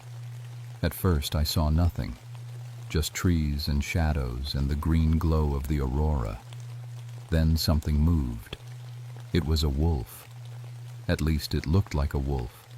But as it stepped into a patch of aurora light, I realized I could see through it. Its body was translucent, like colored glass, filled with the same green light as the sky. When it moved, it seemed to shimmer and phase there and not there at the same time. I raised my rifle, but my hands were shaking. Not from cold, from something much deeper and more primal. The wolf stopped about 30 yards away. It was massive, as big as the largest timber wolves I'd seen, maybe bigger. Its eyes glowed with their own light, twin points of green fire. We stared at each other for what felt like forever, but was probably only seconds. Then 2 more appeared on either side of the first. Then 3 more. Within moments, I was looking at a pack of 6 translucent wolves, all watching me with those glowing eyes. My grandfather's voice came back to me. The Aurora wolves. They hunt during the lights. They test the worthy and take the unworthy. "This isn't real," I whispered. "Hypothermia, hallucination, carbon monoxide from the tent stove." But my dogs thought it was real. They were going crazy, barking and lunging against their chains. One of the wolves moved toward my team. Not walking, it seemed to glide over the snow without leaving tracks. "Hey!" I shouted, raising my rifle. "Get back!" I fired a shot into the air. The sound cracked across the frozen wilderness like thunder. The wolves didn't flinch. They didn't even seem to notice. The nearest one reached my dog line. Nanook lunged at it, teeth bared. The wolf didn't dodge or fight back. It just walked through him, like he wasn't there, like it was made of smoke or light or something that shouldn't exist. Nanook yelped and stumbled backward, confused and terrified. Then, as quickly as they'd appeared, the wolves faded. Not running away, just fading, like fog in sunlight until they were gone completely. The aurora was still bright overhead, but the clearing felt empty again. I stood there for a long time, rifle shaking in my hands, trying to make sense of what I'd just seen. My 13 years of training said it was impossible, but my eyes said different. And my dogs, they knew what they'd seen. I didn't sleep that night. I kept the fire burning bright and my rifle loaded. Every time I heard a sound, I jumped. And the whole time, the aurora danced overhead, green and bright and beautiful and terrible. We reached Joe Tritt's cabin at noon the next day. What I found there would make me wish the wolves had taken me instead. The cabin looked normal from a distance. Smoke should have been rising from the chimney, but wasn't. That was the first wrong thing. The second was the silence. No dogs barking, no sounds at all except the wind in the spruce trees. "Joe," I called out. "Joe Tritt, it's Sam Ironcloud." Nothing. I tied up my team and approached the cabin carefully, rifle ready. The door was hanging open, swinging slightly in the breeze. Not torn off its hinges, just open, like someone had walked out and forgotten to close it. Around the cabin I saw dog harnesses scattered in the snow, empty harnesses, and blood. Not a lot, but enough to paint a picture I didn't want to see. Then I saw the bodies. 9 sled dogs, all dead, but they hadn't been eaten. That was the thing that made my stomach turn. When wolves kill, they eat. That's nature. But these dogs had just been killed, torn apart and left. I forced myself to examine the bodies, ranger training overriding my horror. The wounds were strange. Some looked like claw marks, but others looked like burns. And around each body the snow had that same faint green tinge I'd seen on the tracks. I found Joe inside the cabin, huddled in the corner with a blanket wrapped around him. He was alive but shaking, eyes wide and vacant. "Joe, it's Sam. You're okay now." He looked at me, but didn't seem to really see me. "They came with the lights," he whispered. "The wolves came with the lights." "What happened?" I was feeding the dogs. Must have been around 9, maybe 10 o'clock. The aurora started up, real bright. The dogs started going crazy, barking and pulling at their chains. Then I saw them. Saw what? The wolves. But they weren't right. They glowed, like they were made of the aurora itself. They moved through the dogs like ghosts, but when they wanted to, they could touch, could kill. His story matched what I'd seen the night before. That made it worse somehow. If we were both seeing the same impossible thing, it meant it was real. I got Joe warmed up and made him drink some hot coffee from my thermos. Then I used his radio to call for help, or tried to. The radio wouldn't work, just static and strange humming sounds. "Radio's been dead since last night," Joe said.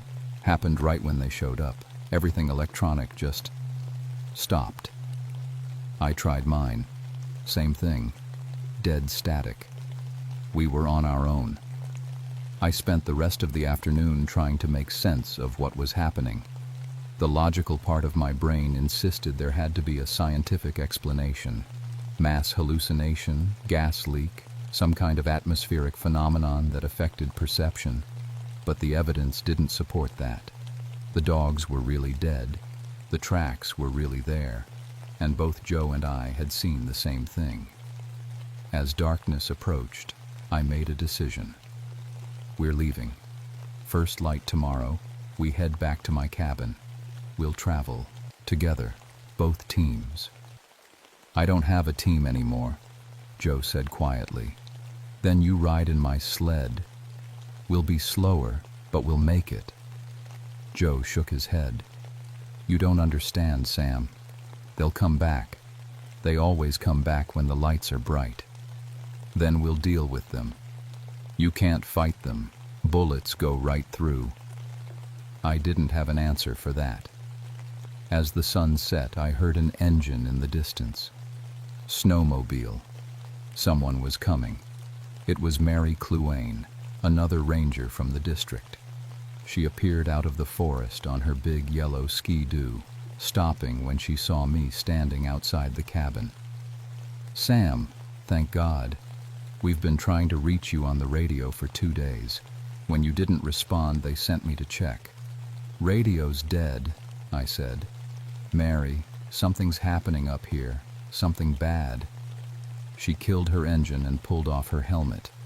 Mary was Tlingit from southeast Alaska, and one of the toughest people I knew. She'd grown up in the bush like me, knew the old stories, respected the old ways. I know, she said. There've been 4 more reports of attacks. Dog teams, a trapper's camp, even a small village had something come through. All the same story. Wolves that aren't wolves, appearing during aurora displays. You believe it? She looked at me seriously. My grandmother used to tell stories about the aurora wolves. She said they were the spirits of an ancient pack that angered the sky spirits and got trapped in the northern lights forever, doomed to hunt but never to rest. Mary, we're rangers. We deal in facts. I know what I am, but I also know what my grandmother knew, and right now facts aren't helping us much, are they? She had a point. The 3 of us prepared for nightfall. We brought all our supplies inside the cabin, barricaded the door, and kept weapons ready. My rifle, Joe's shotgun, Mary's pistol. We also gathered traditional items, tobacco for offerings, sage for burning, things the old people said could protect against spirits. You really think that'll work? I asked Mary as she arranged the tobacco in small pouches. You got a better idea? I didn't. The aurora started around 8 o'clock, just like the night before. But this time it was even brighter, filling the entire sky with curtains of green and purple light. The display was so intense that it actually lit up the interior of the cabin through the windows. My dogs started barking outside. Then they stopped, all at once. Total silence. They're here, Joe whispered.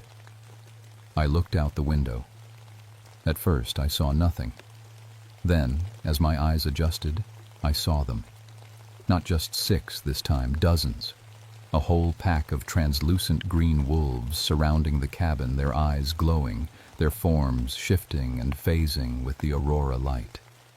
They were watching us. What do they want? Mary asked. I remembered my grandfather's stories more clearly now. They test the worthy, I said.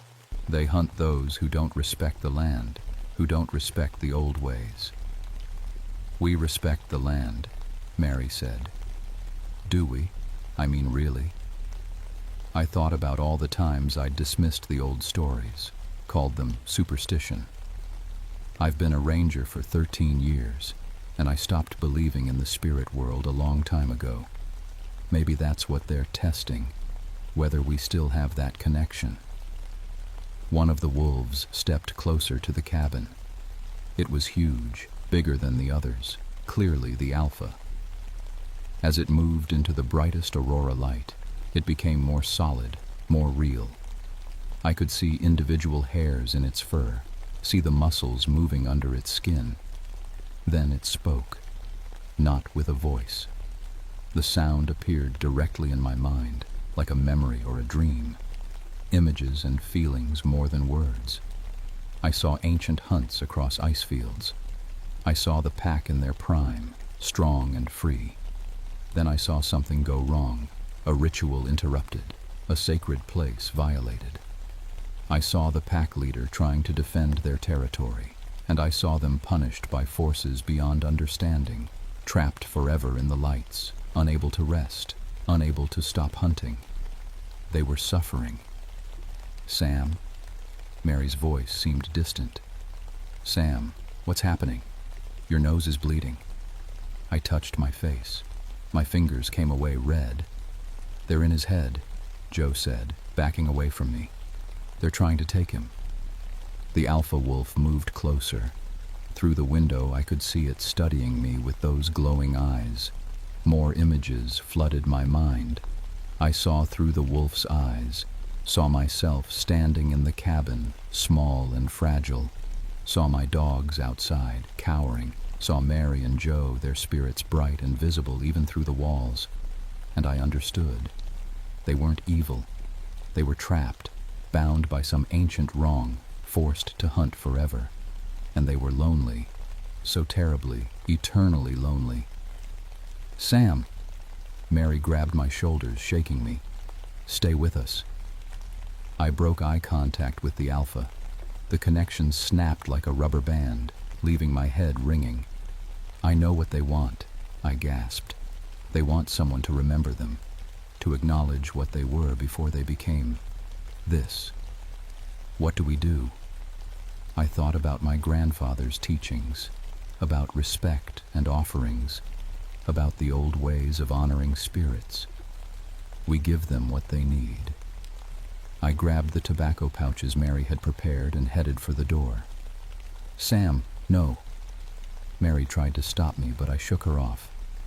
Trust me, this is what they're testing. I stepped outside into the aurora light. The wolves surrounded me immediately. I counted at least 20 of them, all translucent and glowing, all watching me with those terrible eyes. My heart was hammering so hard I could hear it in my ears. Every instinct screamed at me to run. But you don't run from wolves. They'll chase anything that runs. I walked slowly to the center of the clearing. The pack moved with me, maintaining their circle. Up close, I could see them flickering, there one moment, gone the next, like images on a bad television screen. I knelt in the snow and placed the tobacco pouches in a circle around me. Then I started singing. It was a song my grandfather taught me, one of the old Gwich'in songs about respect for the hunt, for the animals that give their lives so people can live. At first, nothing happened.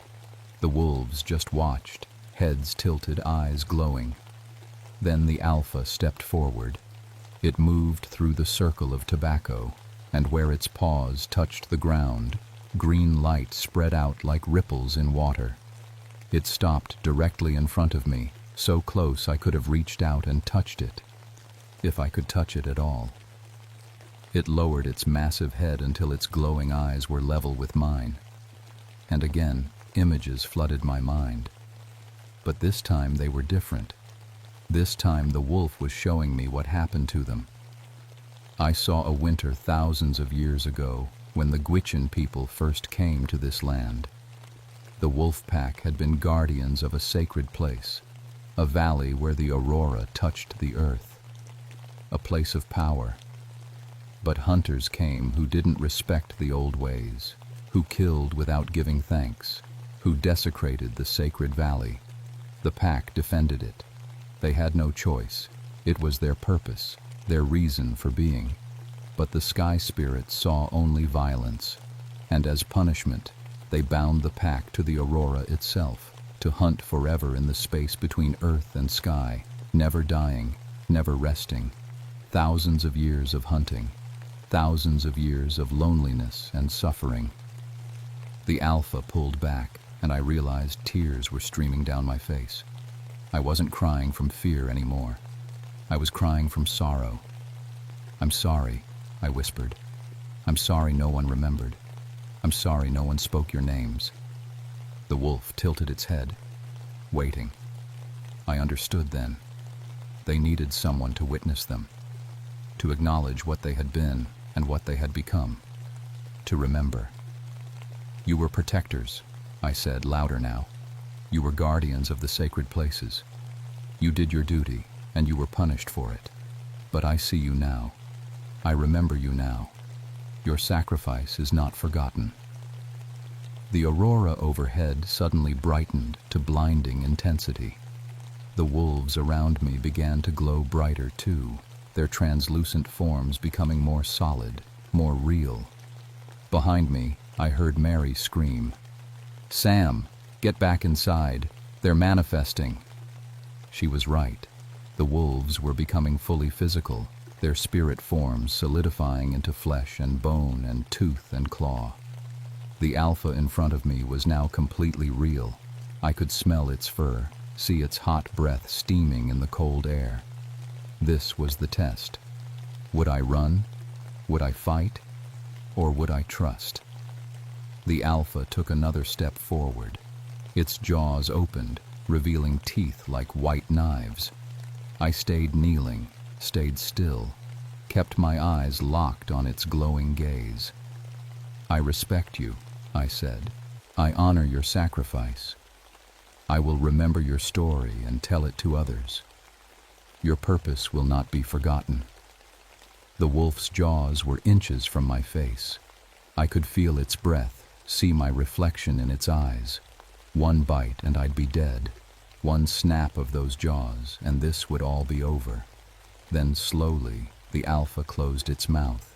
It stared at me for a long moment, and I felt something pass between us. Understanding, recognition, peace. The wolf stepped back and lifted its head to the sky. A howl emerged from its throat. Not a physical sound, but something deeper, something that resonated in my bones and my spirit. The other wolves joined in, and suddenly the clearing was filled with their chorus, a song of sorrow and release and recognition. The aurora overhead exploded into the brightest display I'd ever seen. Waves of green and purple and red light crashed across the sky like ocean waves. And in that light, the wolves began to change. They were fading, but not disappearing, transforming, rising up into the aurora itself, becoming part of the lights, no longer trapped between worlds, but finally free to be what they truly were, spirits of the northern sky. One by one, they rose up and dissolved into the lights. The alpha went last. Before it faded, it looked at me one final time, and I felt gratitude, pure and overwhelming. Then it was gone. The aurora continued to dance overhead, but the clearing was empty now. Just me, kneeling in the snow, surrounded by tobacco offerings and tears. Mary and Joe came out of the cabin slowly, weapons ready but unused. "Sam?" Mary's voice was shaking. "What just happened?" I stood up on unsteady legs. "They're free now. They're finally free." "How do you know?" I looked up at the aurora. It seemed different now, still beautiful, still mysterious, but no longer threatening. Just natural wonder, the way it had always been meant to be. "I can feel it," I said. "They're part of the lights now, the way they should have been from the beginning. Not trapped, not forced to hunt, just you existing." Joe came over and put a hand on my shoulder. "Your grandfather would be proud." Maybe he would. Or maybe he always knew this would happen, always knew that one day I'd have to face the old stories and decide whether to believe. That night, my dogs finally relaxed. They ate and slept peacefully, no longer afraid of the lights overhead. Mary got her snowmobile running again. The electronics worked fine now. Even Joe's radio crackled to life. Everything was back to normal, except nothing would ever be normal again. The rescue team arrived 2 days later, a helicopter from Fairbanks carrying a doctor, an investigator, and enough questions to fill a book. We told them what we could. We showed them the dead dogs, the strange tracks, the evidence of something unusual. The official report blamed it all on rabies, a rare outbreak of rabid wolves exhibiting unusual behavior. The aurora activity was just coincidence. The electronic failures were attributed to solar flares. Joe's shock and my disorientation were listed as symptoms of mild hypothermia and stress. Everything got a nice, rational explanation. I didn't fight it. How could I? What would I say? That we'd encountered spirit wolves trapped in the northern lights for thousands of years? That I'd performed a traditional ceremony and freed them? Who would believe that? But Mary believed, and Joe believed, and the tribal elders believed when I shared the story with them in the proper way, with tobacco and respect and acknowledgement of the old powers.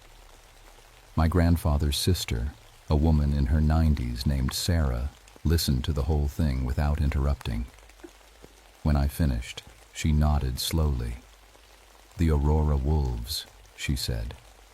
"I thought we'd lost that story. My brother tried to pass it on, but you young people..." She smiled. "But you listened when it mattered. You remembered when you needed to. That's what's important." "Are they really free?" I asked her. "Or will they come back?" She looked at me with eyes that had seen more winters than I could imagine. "They're free. But the northern lights will always carry a piece of them now. That's their home, their place. When you see the aurora, you'll remember them. And sometimes, if you look carefully, you might see them hunting among the lights, not trapped anymore, but choosing to be there. Happy. I've seen the aurora hundreds of times since that night in March 1985. And she's right.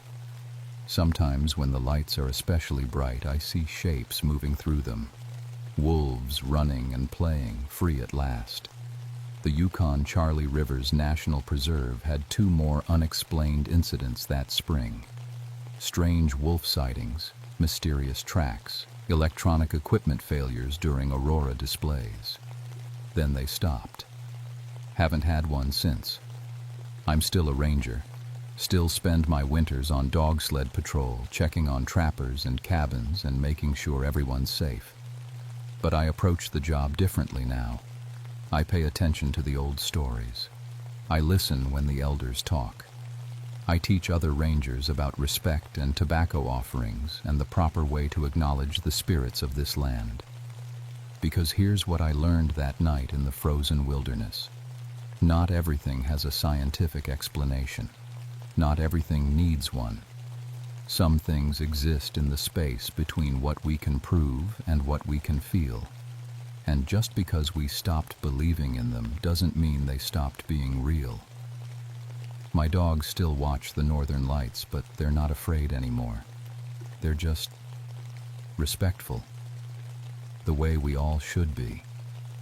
Sometimes at night when the aurora is dancing bright across the sky, I stand outside my cabin and sing the old songs.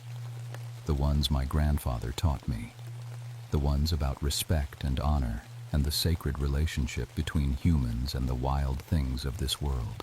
And sometimes I swear I can hear howling in the lights. Not threatening, not hunting, just singing along. The aurora wolves are free now, but they're not forgotten. I make sure of that. And if you ever find yourself in the far north when the lights are bright, remember what I learned. Show respect. Give thanks. Acknowledge the spirits of the land. Because they're watching. They're always watching. And sometimes they're testing whether you still remember what's really important. I do now. I'll never forget again. My name is Samuel Ironcloud, and this is my story. I know how it sounds. I know what the rational part of your brain is saying. But I also know what I saw, what I felt, what I freed that night under the dancing lights. Believe it or not, that's up to you. Just remember to look up at the aurora with respect. And if you see shapes moving through the lights, wolves running free across the sky, maybe take a moment to remember their story. They earned that much.